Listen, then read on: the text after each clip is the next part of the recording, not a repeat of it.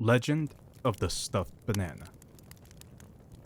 To start, this happened many moons ago, and took place near the end of my high school years with a good friend I'll call Dan.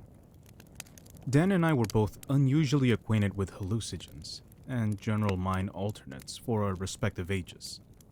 So what we were about to do did not seem that unreasonable. Of course, we had no idea how the night would unfold. We set off on a mission to split a 10 strip and watch the movie Scream that was playing at a theater in the mall in a neighboring city and state. I worked at this mall. The plan was that he would meet up after I got off of work from the department store. We'd split the strip, walk around the mall until the movie started an hour later, and my coworker, I'll call Sarah, would then pick us up at the end of the film when the mall was closing.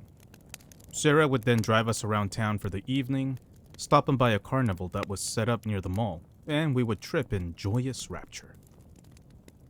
I did not know that the state police had set up a convention of some sort in the mall that night. I didn't know this until I ate the strip and wound my way with Dan to the far side of the mall, where the state police had set up displays warning of the dangers of drugs, guns, and other police-like warnings. I was mortified. Some snippets of my thoughts at the time would probably read like this. This is not good. I just ate 5 hits of acid, and I'm in a building with no less than 15 state police and a radio DJ. I need to go. Oh God, no. We head back around the mall and into the theater.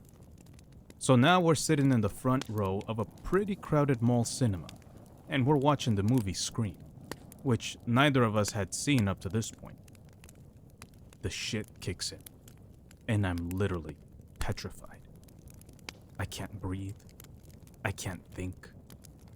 All I see is the ghost-faced Scream killer peeking out between my feet, and Dan seems completely oblivious to it. I drop my soda on the ground and pull my feet up on the chair, sitting on my knees so the ghost-faced killer won't get me.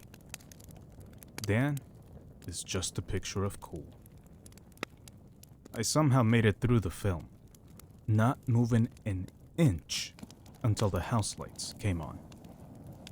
At this point, I followed Dan out and back towards the mall. I was tripping balls. Dan, still so cool, commented that the movie let out earlier than expected, so let's walk around again. I said sure. I commented on my legs feeling strange, not realizing they were completely asleep from my sitting on them for 2 solid hours. And so we walk. I'm so preoccupied with my rubber legs, I don't notice we head right back to the fucking police display.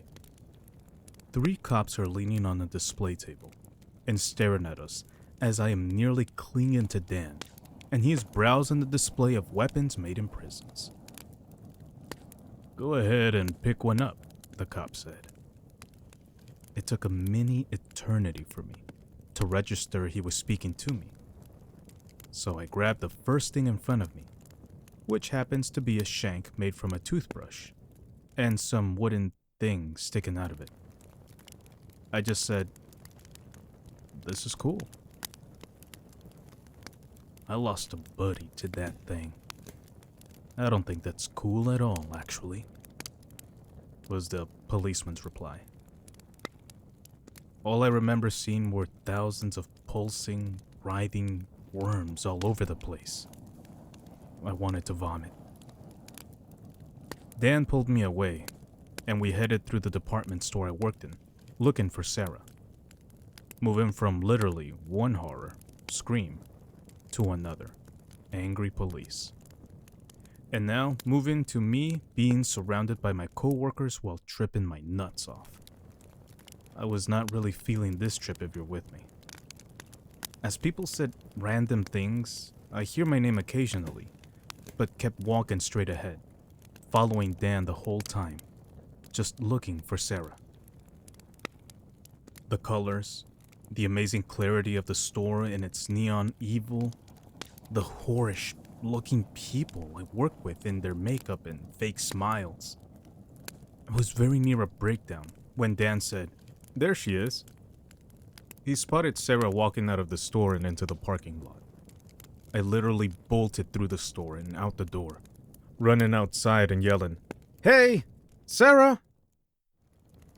I get outside and remember the ghost-faced killer man, and turn to run right back inside when Dan catches my arm and guides me to the car. Now, Sarah had just got a new car, literally the week before. She had never owned a manual before, but was learning how to drive one. We piled into her Cavalier, me in the front, Dan in the back, behind me. She has no idea what it is like to be tripping, bitching about customers, as she stalls the car twice before pulling out of the parking lot. I look at her, and see a giant raccoon with a wig on, driving this car. And the fucking raccoon keeps sticking its tongue out at me. I get a bit freaked out, so I can't look at her, which makes her start asking, "What is your problem?" This question inevitably will lead anyone tripping to dissect their entire life, which is exactly what I began doing as she sped toward the interstate ramp. "You're going really fast," I said with a laugh, finally getting comfortable, as Dan leaned forward and adjusted the radio to a local rock station. "You call this fast? Watch this," she said, laughing too. We all laughed as the red and blue lights started flashing behind us at that exact moment. She said the words, "Watch this," and the cab of her car turned into an amazing array of red and blue pulsing waves. Oh, fucking fuck.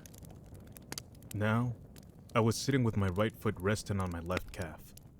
I was wearing Doc Marten boots, brown in color. I was holding my right foot in both hands. This is a detail you should know before I mention the flashlight that started shining in my window, in my face, as a nightstick tapped against my glass. Not hers, mine.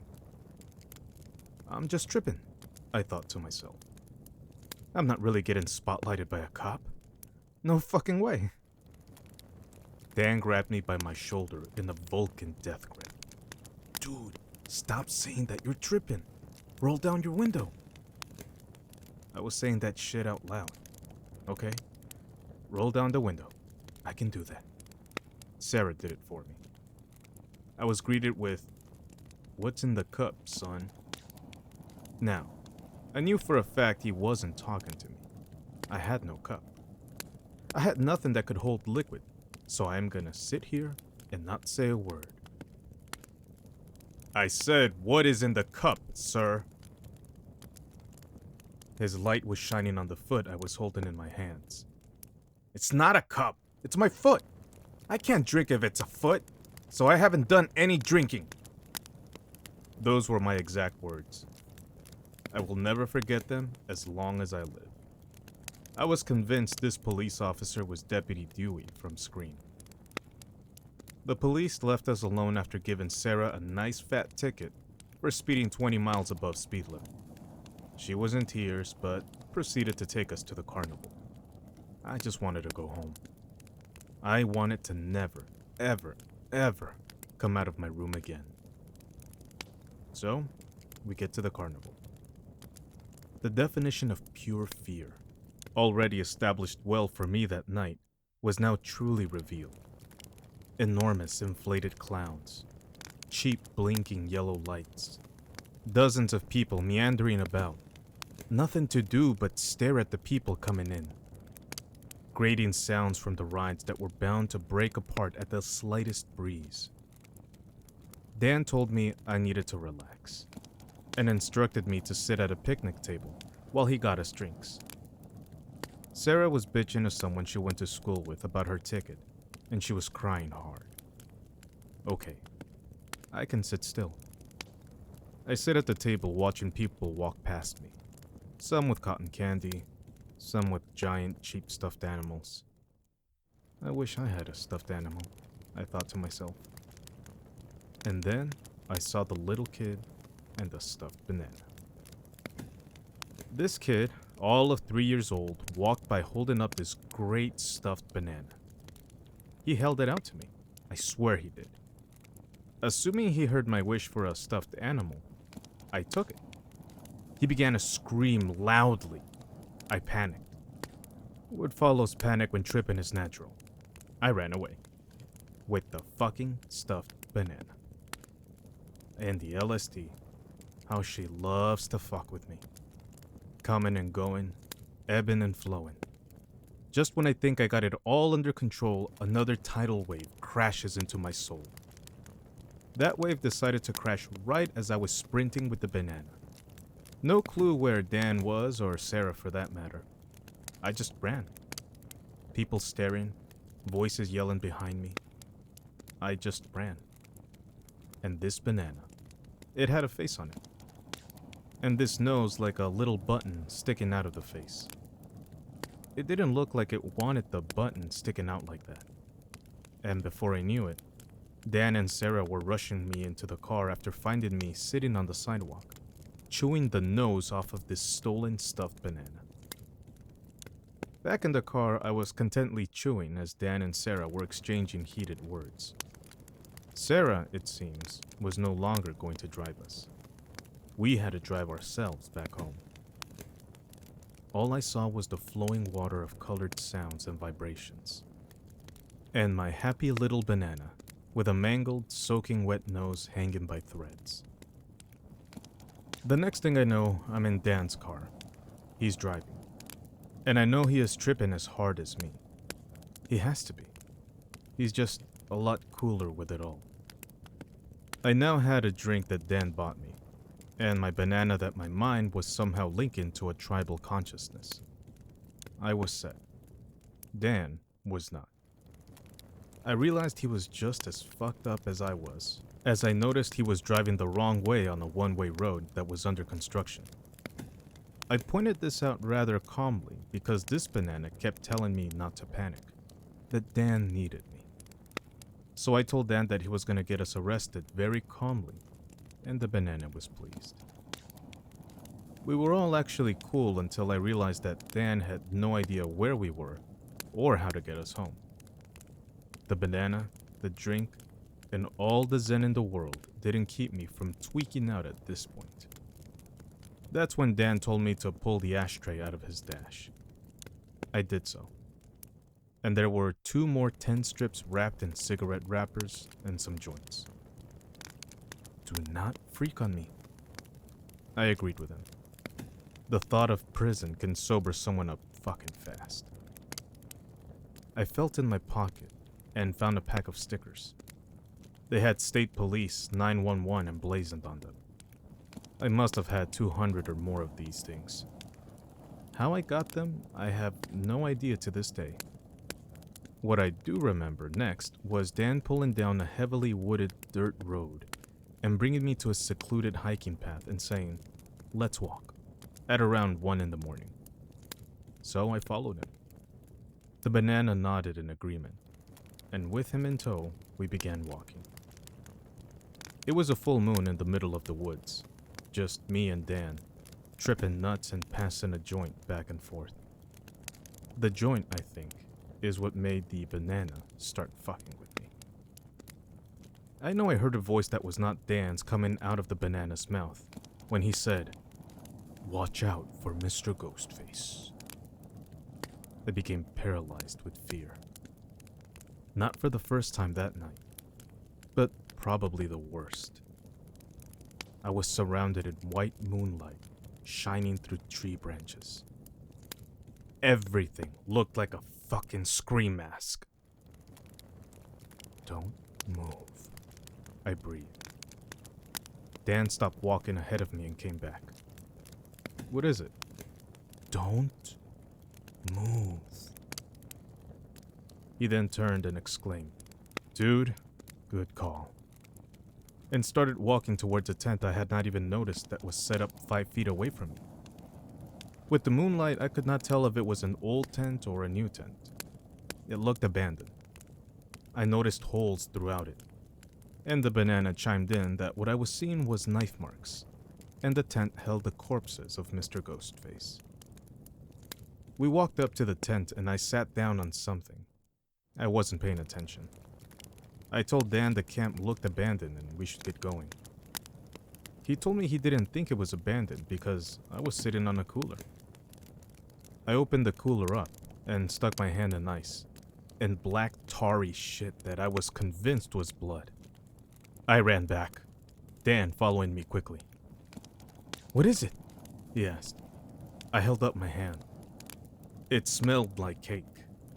I had stuck my hand in someone's ice cream or chocolate something.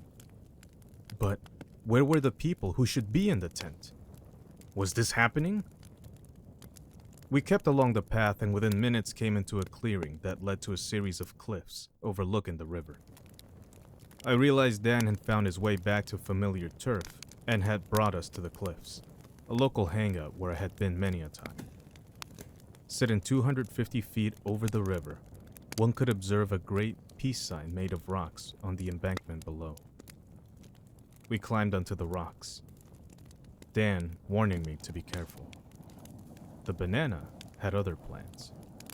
He informed me that the only thing I could do that would matter would be to place stickers on the face of the cliff that had the police logo on them. I looked at Dan, who was sitting Indian style on a jutting rock, and I was instantly reminded of the hermit from the game Rygar.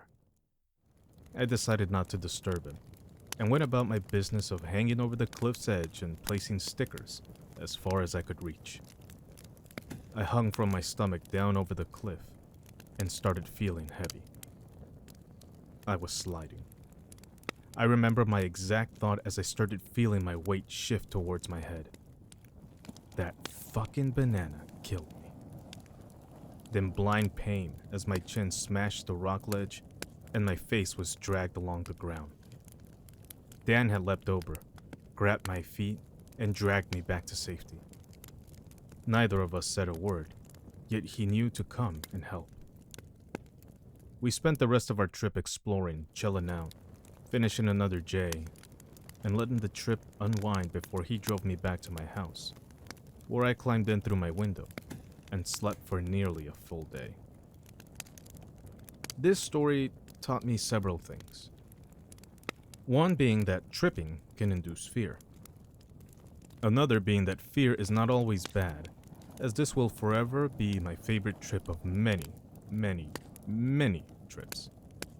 Even though this one was spent almost entirely in some state of disbelief or panic.